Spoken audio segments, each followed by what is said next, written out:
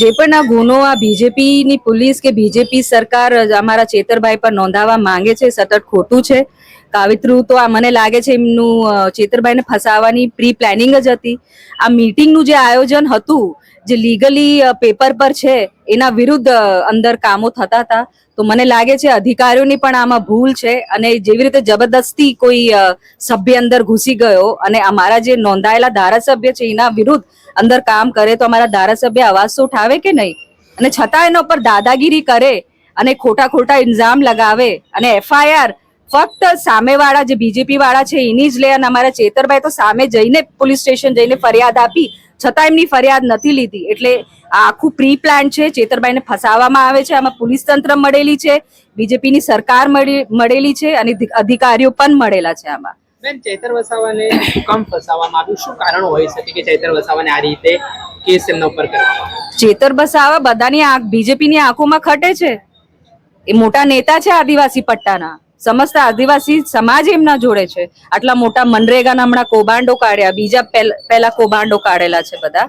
તો એમને હવે કૂટે છે કેમ કે એમના નેતાઓ, એમના જે કમિશન ખોર વાળા નેતાઓ છે એ હવે જેલમાં જતા રહ્યા.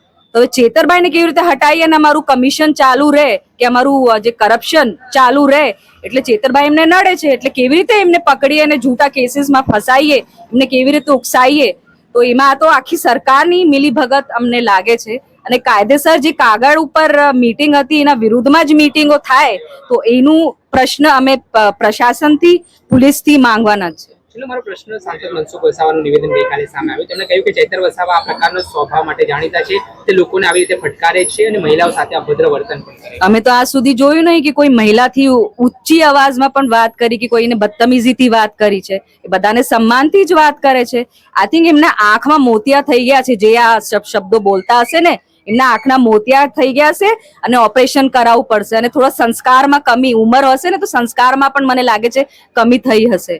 કેમ કે એમના ઘરમાં પણ સ્ત્રીઓ છે, હે ને? તો સંસ્કાર એમની સ્ત્રીઓ જે આપે એવું એ કરતા હશે. ઘરમાં એ જ વર્તન હશે એમનું. તો એમને બધા લાગે કે બધા હરકા જ હોતા હશે. તો મને લાગે છે એમને સુધરવાની જરૂરત છે. અને એમનું જે કરપ્શન બહાર આવતું હતું ને, એમના ખાવા પીવાના લાલા થઈ ગયા હતા. મને લાગે તો સવારે એમને પેટ પણ સાફ નહીં થતું હોય, ઊંઘ પણ નહીં આવતી હોય. એટલે હવે ચેતરભાઈને કેવી રીતે ફસાઈએ, ખોટા કેસીસમાં ઉકસાઈએ અને માહોલ બગાડીએ, ચેતરભાઈનું નામ બગાડીએ, એ આખું આ ષડયંત્ર છે.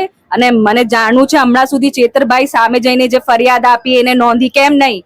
પોલીસ પણ આમના મળેલી છે. અમને આજે જ આની માહિતી જોઈએ છે અને જવાબ જોઈએ છે. નહીં થાય તો અમે આગળ આનું ઉપર કાર્યવાહી અમે કરવા તમામ સમાજ તૈયાર છે. અહીંયા આદિવાસી સમાજ. Thank you.